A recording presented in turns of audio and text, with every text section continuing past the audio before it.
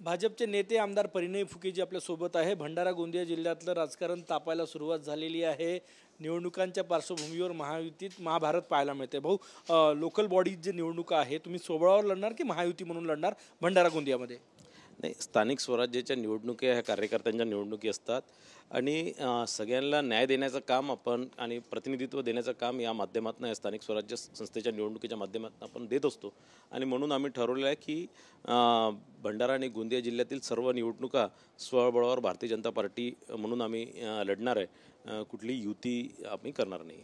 सोबळावर लढणार म्हणजे तुम्हाला शिंदेंच्या शिवसेनेच्या विरोधात प्रचार करावा लागणार आहे, अजितदादाच्या राष्ट्रवादीच्या विरोधात प्रचार करावा लागणार आहे। त्याची तयारी झाली आहे, मानसिक तयारी? नाही, निश्चितच मानसिक तयारीचं काय, आमची ग्राउंडवर आमची भारतीय जनता पार्टीची टीम मजबूत आहे, आमचं संघटन मजबूत आहे आणि मतदार निश्चितच भारतीय जनता पार्टीलाच आशीर्वाद यावेळेस म्हणजे विधानसभेच्या निवडणुकीत मोठ्या प्रमाणात भंडारा गोंदियाच्या जनतेने दिलेलं आहे आणि यावेळेस भारतीय जनता पार्टी म्हणून आम्ही ही निवडणूक लढणार आहे। उमेदवाराची चाचपणी सुरू केली, तुम्ही सगळ्या जागा लढणार? हो, सर्वच जागा लढणार आहे। आमच्याकडे प्रत्येक वार्डात 3 ते 5 6 लोक प्रत्येक वार्डात इच्छुक आहे। सगळ्यांची याद्या आम्ही मागवलेल्या आहे। महायुतीचे आमदार नरेंद्र बोंडेकर त्या ठिकाणी नेते आहेत, महायुतीचे दुसरे मोठे नेते प्रफुल्ल पटेल त्या ठिकाणी आहेत। असं असताना सोबळावर लढल्यावर या नेत्यांवर टीका करावी लागणार, ती सुरुवात झालेली आहे किंबहुना? नाही, कुणावर टीका करण्याची काही गरज नाही आहे। आम्ही लोकसभा आणि विधानसभा सोबत मिळून लढलेलो आहे, पण ही निवडणूक नेत्यांची निवडणूक नाही, ही कार्यकर्त्यांची निवडणूक आहे। ही काही प्रफुल्ल पटेल साहेबांची निवडणूक नाही, ही बोंडेकरजींची निवडणूक नाही, ही कार्यकर्त्यांची निवडणूक आहे आणि ही कार्यकर्त्यांची निवडणूक कार्यकर्त्यांसाठी आपल्याला लढायची आहे। कोणत्या नेत्यावर किंवा कोणावर टीका करण्याची काही गरज नाही। याच्यात कटुता तर येणार नाही ना महायुतीत या सगळ्या निवडणुकीत टीका टिप्पणीनं? नाही, मला असं वाटतं की जवळपास सगळीचकडे आमचे नेते सगळे प्रगल्भ आहेत, सगळे तितके मॅच्युअर्ड आहेत की अशा छोट्या निवडणुकीमध्ये काही कोणाबद्दल कटुता येणार नाही।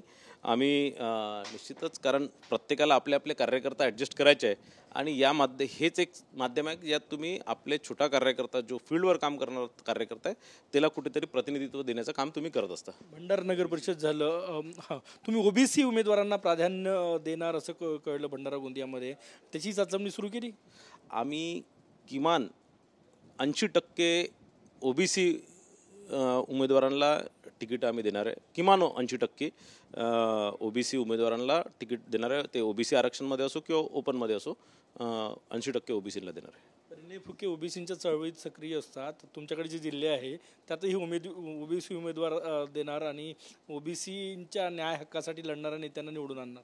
निश्चितच भारतीय जनता पार्टीचा DNA ओबीसींचा आहे। ओबीसींच्याच भरोशावर भारतीय जनता पार्टी इतक्या वर्षापासून नेहमी निवडणुका जिंकत आलेलं आहे आणि एक मोठा वोट बेस ओबीसींचा भारतीय जनता पार्टीसोबत आहे आणि म्हणून अनेक ओबीसी समाजाचे प्रामुख्याने जितके नेते आहेत भंडारा गोंदिया जिल्ह्यात किंवा विदर्भात आणि महाराष्ट्रात, हे सगळेच भारतीय जनता पार्टीवर, म्हणून त्या नेत्यांना त्या कार्यकर्त्यांना प्रतिनिधित्व दिला पाहिजे, त्यांना न्याय दिला पाहिजे, म्हणून आम्ही हा निर्णय घेतला आहे की 80%च्या वर तिकीटं ओबीसीला द्यायचे। नक्कीच भंडारा गोंदिया जिल्ह्यामध्ये भाजपचं ठरलं आहे आणि भाजप स्वबळावर लढणार आहे, त्याची झलक गेल्या 2-3 दिवसात आपल्याला पाहायला मिळाली।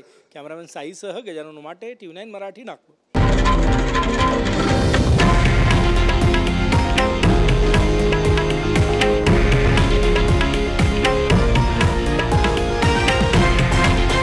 हे आहे देशातील नंबर 1 न्यूज नेटवर्क आणि आपण पाहत आहात TV9 मराठी, एकमेव।